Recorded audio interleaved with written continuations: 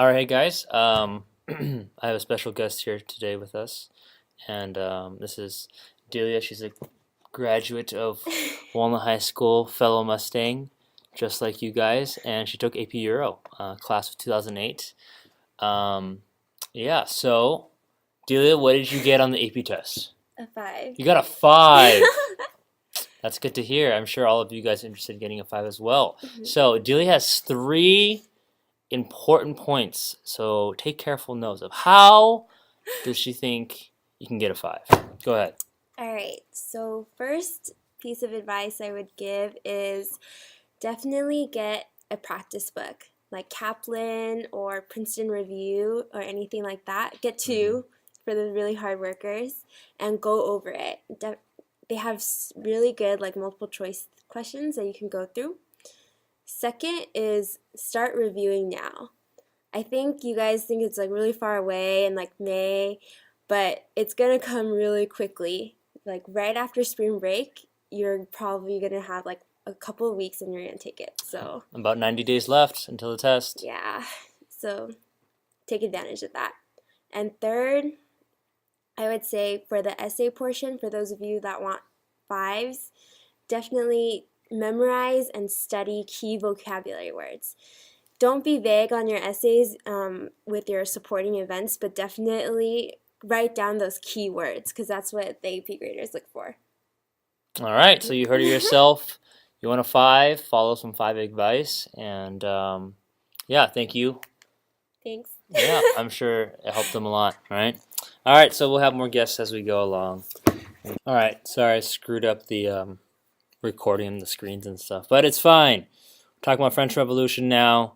Main slogan and motto is liberty, equality, fraternity. The French will start off with this mentality and phrasing, but as the revolution evolves and goes on throughout each of the periods, it will change and it will no longer reflect these things anymore. The French Revolution is the most momentous event at this point in history because of its influence of future revolutions that will take place in Europe and also throughout the world. A lot of the ideas and outcomes are going to influence the events that will go on after it. And really, the key components of why the French Revolution was so epic is because they had this old societal system called the old regime, and they had a kind of a developing country that's becoming more modernized and greater and didn't reflect that old style, but that will all change, okay? So if we look at the 3 different periods that we can imagine it, okay, the French Revolution we're focusing on today is the age of Montesquieu. It was not actually termed this at the time, it's just that we identify that the ideas of Montesquieu were reflective of the events that happened in the early stages of the French Revolution. Okay, so from 1789 to 1792, we have the formation of the National Assembly by the Third Estate, and then its evolution to the Legislative Assembly. And this is all within 3 years, and a lot has happened. So let's give you some background first. Okay, so we have our political leaders. The first one we're talking about is Louis XV, who is the great-grandson of Louis XIV, and under him, the nobility gained a lot of influence under Louis XV, and this is very different from the previous absolute monarch, which is Louis XIV, with Versailles and the nobles and stuff. It goes back and forth, and he had a lot of ministers and mistresses that influenced him in a lot of his policies, and one is Madame de Pompadour, and she's the most famous mistress of the 18th century, and played a key role in Louis XV's life as far as how he would run the government. So if I can review a little bit very quickly, we talked about the parlements, one major one, which is the Parlement of Paris, which is the courts that would rule in the local districts, And so the Parliament had the power to approve or disapprove certain decrees made by the king, and basically the people that were made up of the parliaments under Louis XIV were those of the middle class, and they were eventually elevated to the status of the nobility of the robe, and so they basically had to purchase their titles, and through that's how Louis was able to raise money for his wars, um, and of course, taxes is going to be a huge issue. Okay, so he wants to raise taxes. They don't like to, and what ends up happening is that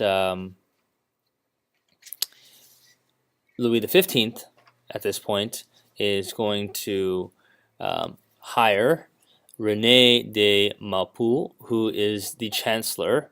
And because of the issue of taxing and don't want to pay taxes, he hires Maupeou to subdue judicial opposition. So those that are working in the Parlement, especially the Parlement of Paris, they now run into trouble, right? So they have an official authority figure now, and the Parlement of Paris is going to be abolished under Maupeou.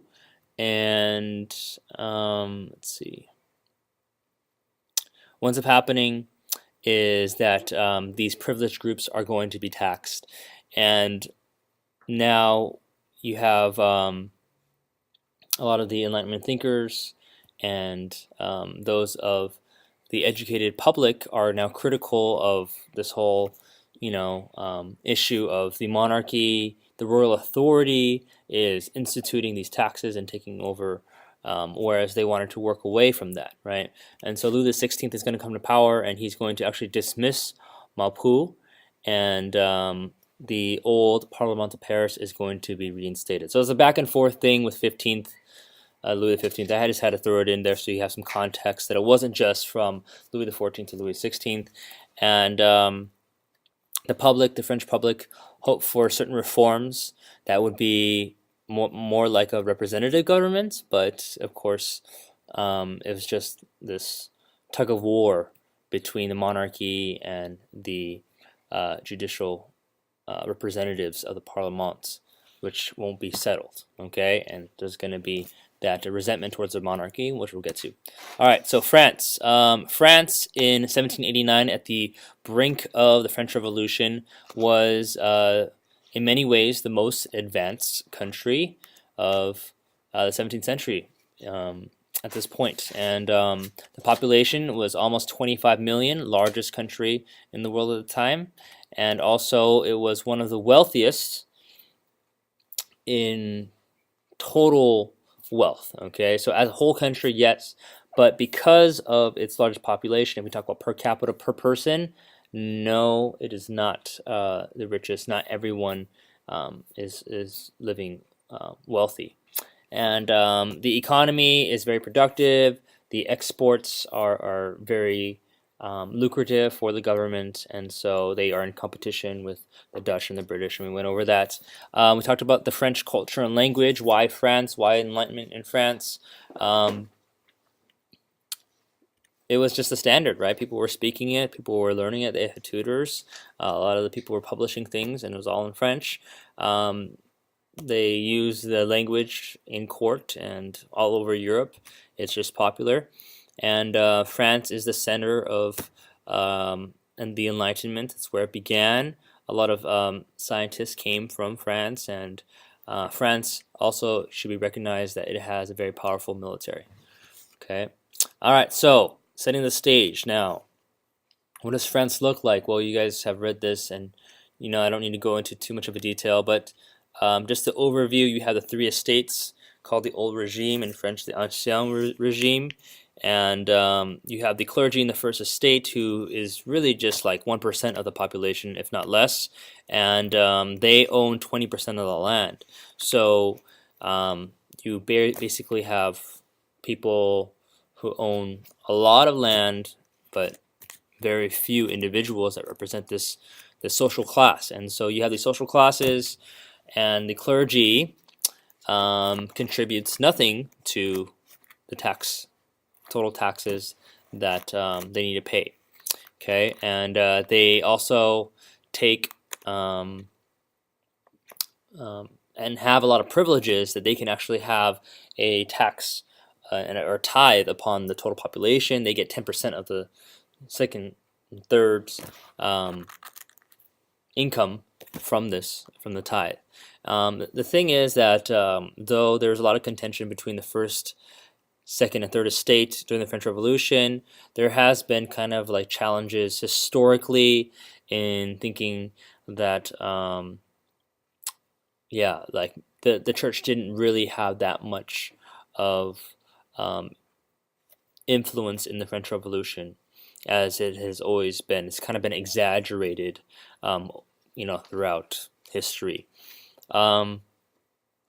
We'll just say for now we know that small population, large land ownership, people are upset with that. That is undebatable. As far as how much, we can keep that in mind for now. Okay. All right. So let's move on. Second estate. Second estate, you have the nobility. Okay. They are about like 3% of the population. They are exempt from taxes of the government. They own about 25% of the land. And I've read different textbooks. I read 5 different textbooks, and like some say that the church have 10%, and those that have 20%, and they say the second estate has 30% or 40%. Well, basically, it's just small population, large land ownership. Okay, so we're going to say about 30% of population, 25% of the land, and because of Louis XV taking over, right? Louis XIV dies in 1715. We're going to see a resurgence of the nobility actually gaining more power through Louis XV, and he worked with them, and they actually have a lot of privileges. Okay, so for privileges for the clergy, they basically don't pay taxes, and they can have an agricultural tithe that they get for those that work on their land and that kind of stuff. Privileges for the second estate, they have manorial rights of their land dating back since the Middle Ages, and allowed them to tax peasants, and they gain profit, and this is going to obviously upset the third estate.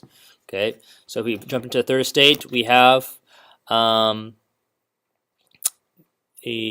issue where the majority of the taxes,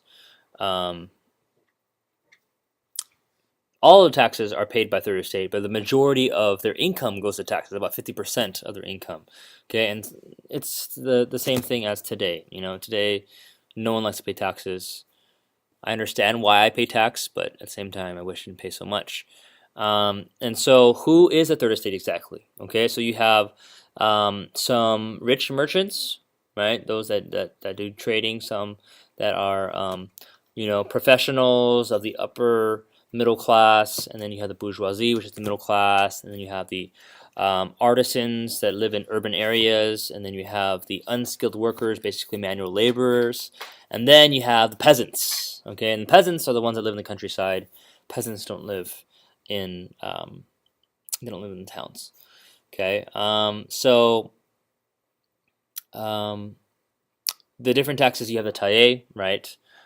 And then you have the tithe that they actually pay. Then you have, the income tax, and then you have salt taxes, the aide and the gabelle. We talked about these before, and they've just been around, and they're constantly paying it out. The bourgeoisie, they are the ones that are leading the third estate. Okay, and what are they actually having problems with? Well, they are having issues, and they're going to demand that their political and social power, okay, should be equal to, or should be at least parallel to their emerging economic power. And so they have a resentment towards the first and second because they don't pay a dime, and they can live with all the privileges that they want, and they want to have tax relief for themselves, right? The bourgeoisie are looking like, we pretty much are on their level. Why are we still held down to the old regime? It doesn't make sense. And so they hate also these little things called the lettre de cachet, which is basically letters that are sealed with the wax, and it was stamped with a signet ring, with the king's sign saying that whatever happens in this is official government decree. And so it could be anything where the a person has to be thrown in jail for whatever reason, or they're forced to lose their property, or whatever it is. The government has ultimate say, and they can charge someone, throw them in jail for whatever reason. Okay. All right. So we talk about a subclass. We have the petite bourgeoisie, which are the working classes, and they are basically the lower middle class wage earners. You know, they're basically working in like simple businesses, doing some type of skilled craftsmanship or something like that, and they would actually represent the sans-culottes, which we will get into in the next lecture. Okay, but just as you guys have been studying and reading about them. Okay, so you guys have seen this drawing before, representing the old regime and how basically the third estate is being run down to death, right? And they're being basically like smothered by the second estate, including the monarch. Okay, so the peasants, they had to honor these old feudal obligations.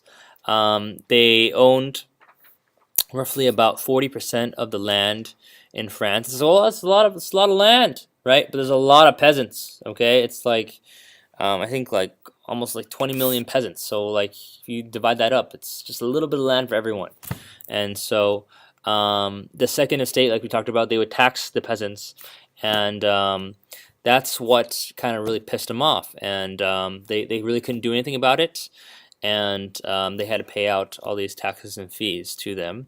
And one other thing is called a corvée, which basically the peasants who had their own land had to work for the nobles a couple days per year, because that was just the decree and law that has always been instituted, and there's no way around it. Another thing that makes them very upset is that they were taken advantage of. Nobles had hunting rights, and so what that means is that they can hunt on a peasant's land, and if they kill, let's just say like I don't know, they kill a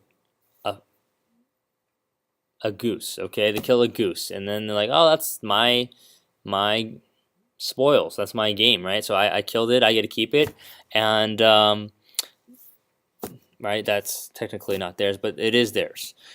So what ends up happening is that there's a contention between the peasants and the nobles, but it's not like the issue between the serfs in Eastern Europe, because that's a whole different type of interaction. Okay, so it's different from serfdom. They're not serfs. Okay, they have their own land.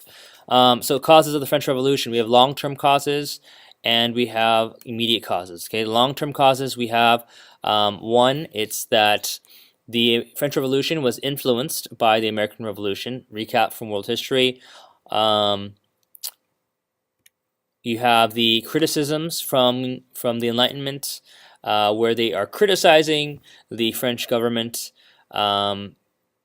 because of their ideas about having a constitutional monarchy, limitations of royal power, separation of powers, and you have the ideas of social contract, right? Rousseau, Locke, Montesquieu, French physiocrats. We have all these different ideas that are being floating around, and people are hearing about them, they're reading about them, and they really follow and have a good understanding of these Enlightenment ideas.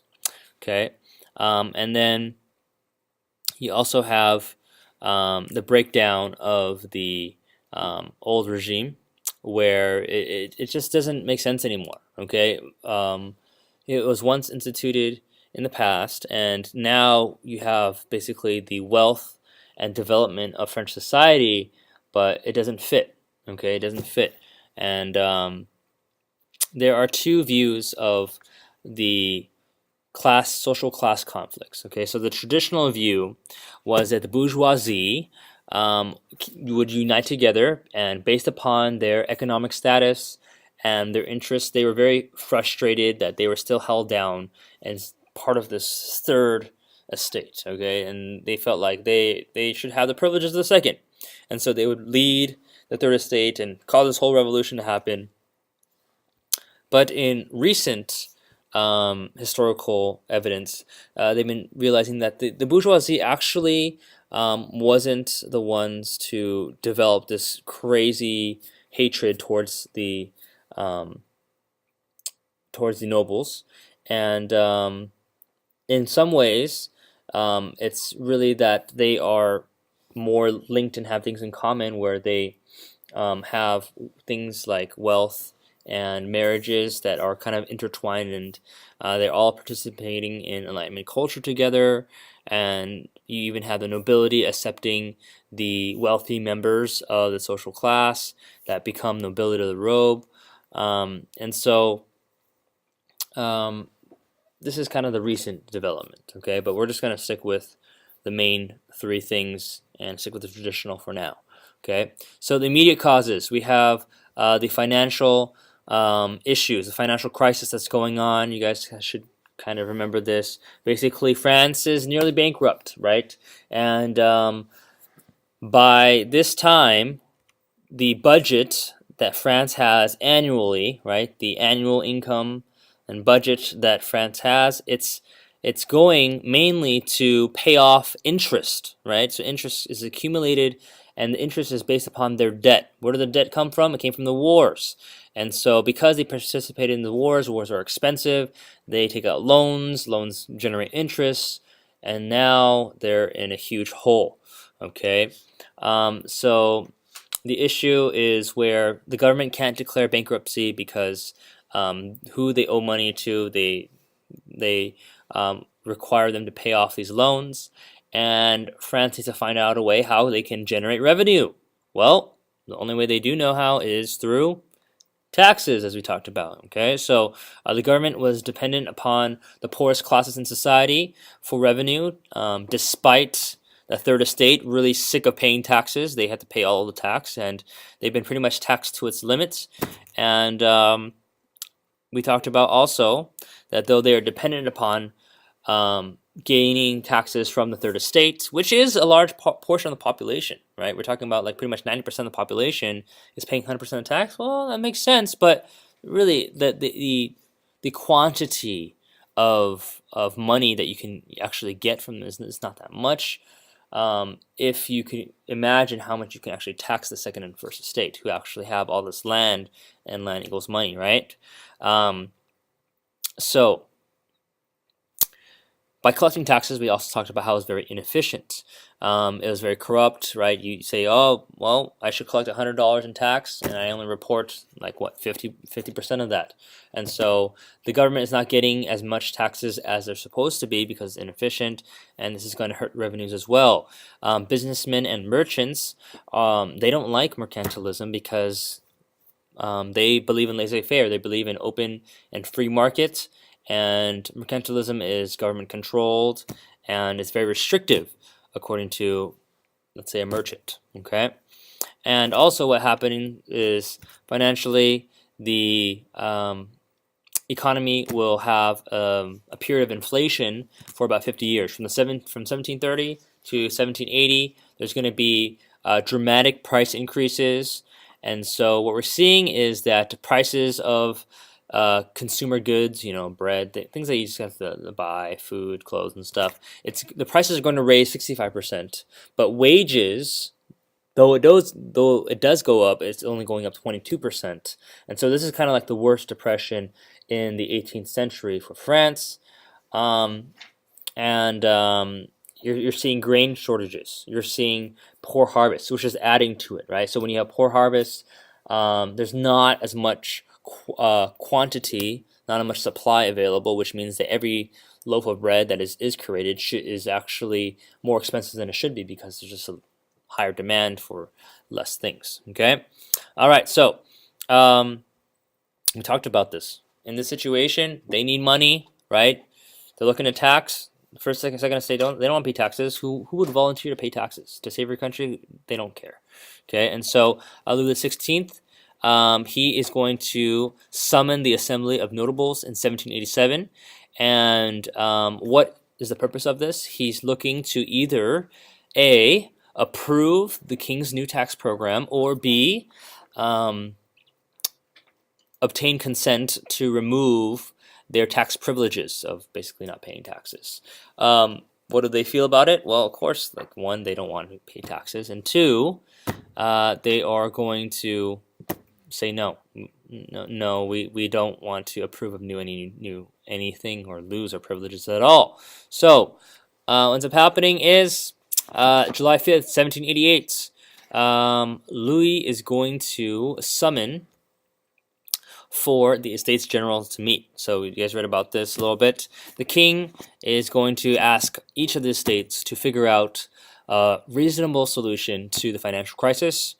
And so here is where it all begins. Because King Louis asks for their suggestions in this, right? This shows basically he's not an absolute monarch. He actually is looking for some say, some help, because now they have representatives that are actually speaking out what they think can be a solution. Okay, so they are going to meet in 1789 of May, and the Estates General is an assembly, and the problem was that it only met twice ever in French history. The first time was when it was created in 1302, okay, so over 400 years ago, and in 1614. So the last time they met was, over 150 years ago, and this is a totally different group of people, and it's messy. It's messy, okay?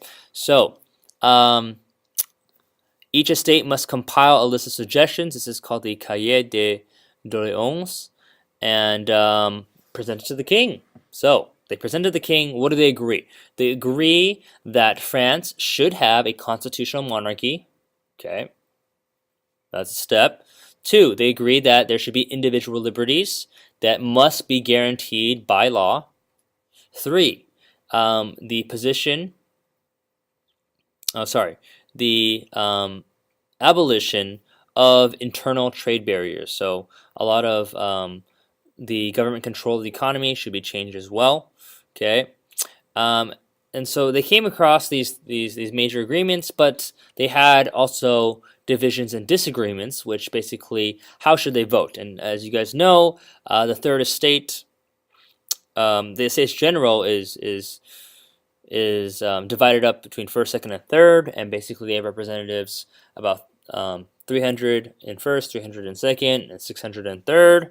And what ends up happening is that the third estate feels like, hey, you know what? We should be able to vote per person, right?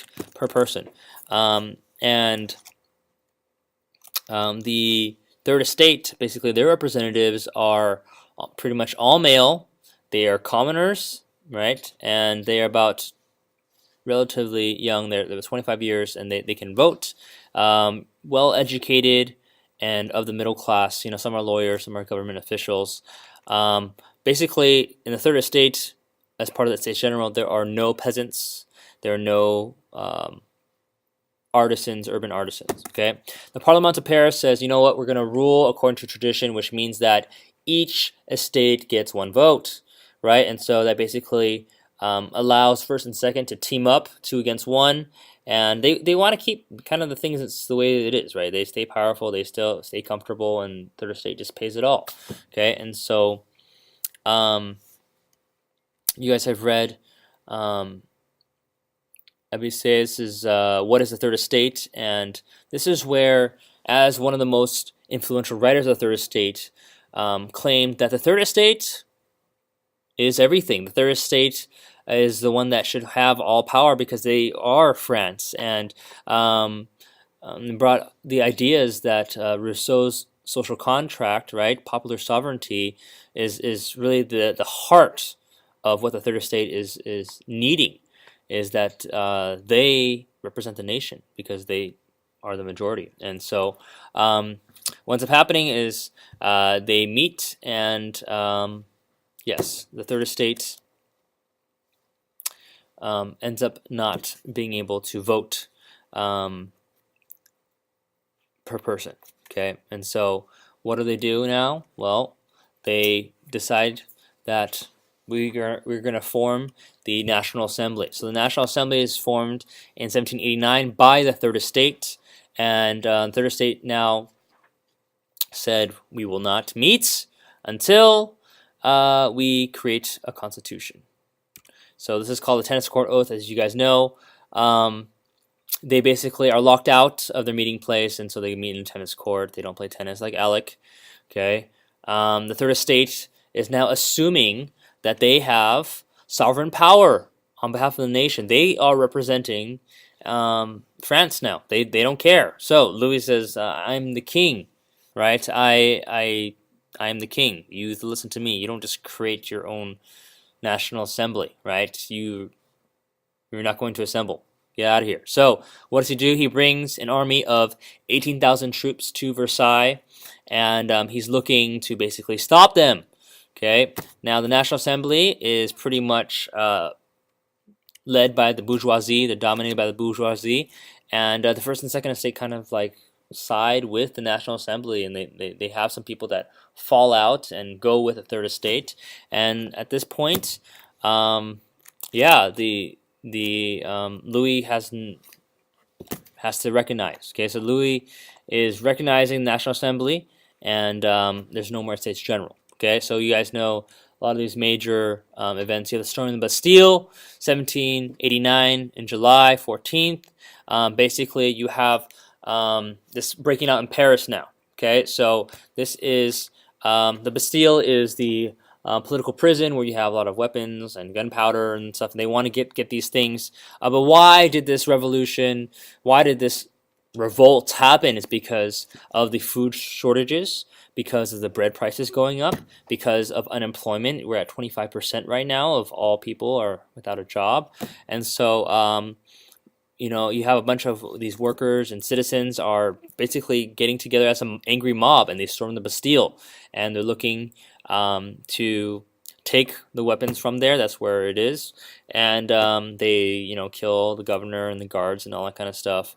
And the significance really is that the significance of the storming Bastille is that it was a representation of the royal authority being tyrants. But the fact that they were able to overthrow it just shows that, hey, there is going to be success in this revolution now.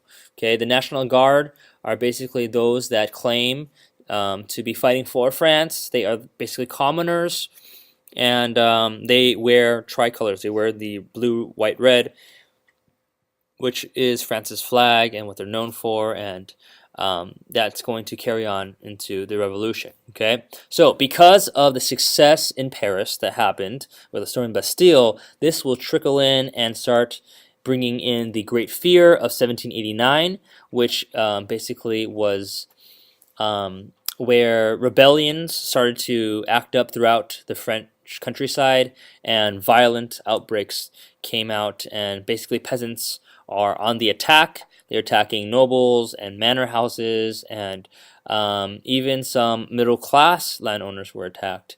And these are called émigrés, and they are people that are emigrating. They're fleeing away because they are in fear of losing their lives and everything, and it's kind of an uproar that happens because of one event. Okay, so the peasants are basically revolting in the Great Fear. All right, so here we come. In August 4th of 1789, and the National Assembly meets together. They choose some important decisions. One, they choose to abolish feudalism. That's huge. Absolutely no type of feudal system allowed, and also equality of taxation to all classes. So this idea of bringing basically a leveling of the social classes is what the National Assembly is introducing.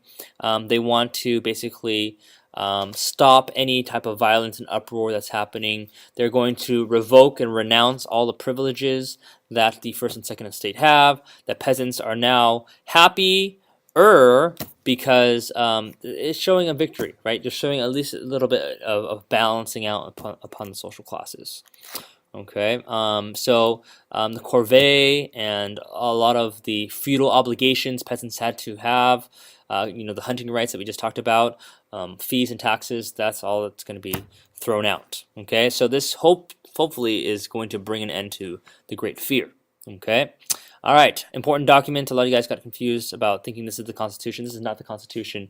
This is just the Declaration of Rights of Man and Citizen. This is kind of the blueprint for France as a constitution, and this was,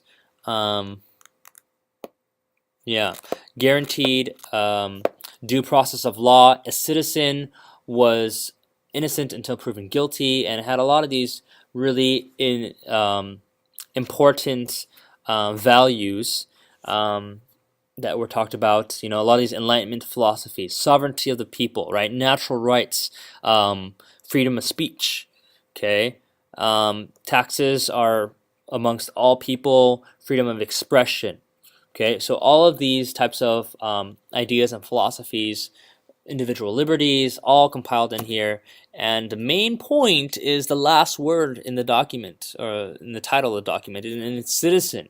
Okay, it's basically to every single French person, regardless of what social class they're a part of.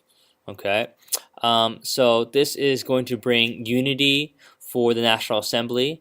It's going to basically bring about the issue and start attacking the monarch's power through this document. Okay, and now the significance of this: the rights of women.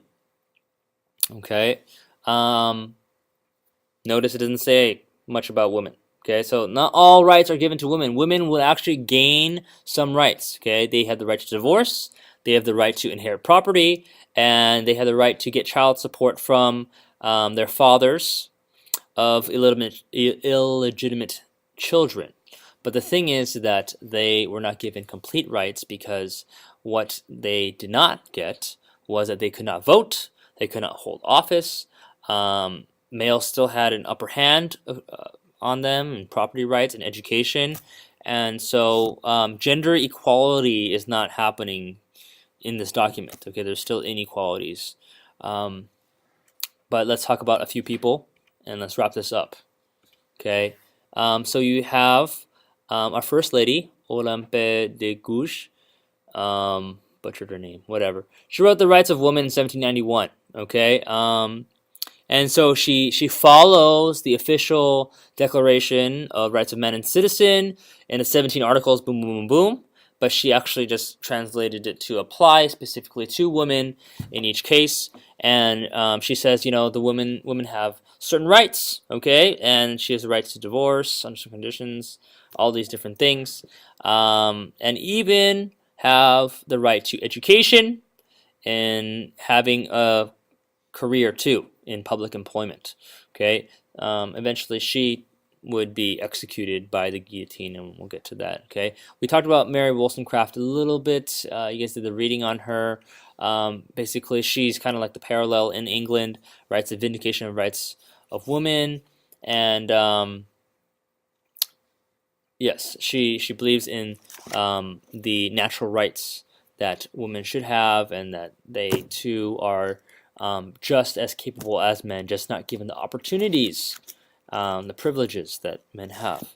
Okay, so she's going to be Mary Shelley's mom, which we'll get to in Romanticism and Industrial Revolution, who wrote Frankenstein. Okay, all right, women are marching. Okay, they're marching because they're upset, and I think we should remember this, right? 7,000 women march in October of 1789. And basically, they march from Paris to Versailles, where the king is living. So 12 miles. 12 miles is from basically Walnut High School to Pony Hills Mall. And so you can kind of imagine that's kind of far, right? But you have 7,000 people walking together, right? So if you have 3,000 students at Walnut High School, you double us, you add us. Let's say 3,000 from Walnut High School plus Dunbar High School. Every single student is in attendance, and they're walking to Pony Hills Mall. That's a lot of people. And what are they upset about? Well, they're upset about these certain problems of unemployment. And so they are losing jobs, okay? They are upset about the shortages of bread and the prices going up. and of course they're upset about the taxes, and so they begin to arm themselves, right, with these pole arms, right, and pikes and spears, and it's crazy, right, and they're killing people, right. You have basically a mob of women, and they get to the king and queen, right, and they get to the king and queen, and they say, you know what, you need to fix this. You need to promise us you're going to fix this, or we're going to kill you. And so they eventually were able to force the king and queen, King Louis XVI and Marie Antoinette, to go back and move into Paris. And from there, they also have the National Assembly now are meeting in Paris as well. And so Louis XVI had to sign officially in saying that yes, we will guarantee bread prices at something that is affordable. Okay, from all of this kind of violence, revolts, storming Bastille that's happening. Now we have basically 7,000 women that are basically turning the tide. A lot of the conservative revolutionaries, talk about those that are conservative, they are going to drop out, and they feel like this has kind of gone too far by becoming so violent. Okay, so the conservatives that were part of the revolution didn't want to be part of the National Assembly that's leading this type of thing. Okay, all right. It's been 30 some minutes, 40 minutes. It's been long, and I thought that we can cram in more, but we can't because now you're tired and you hate me study for a test. So we will pick this up in the next lecture, but this is still part of the same thing. All right, see you guys tomorrow.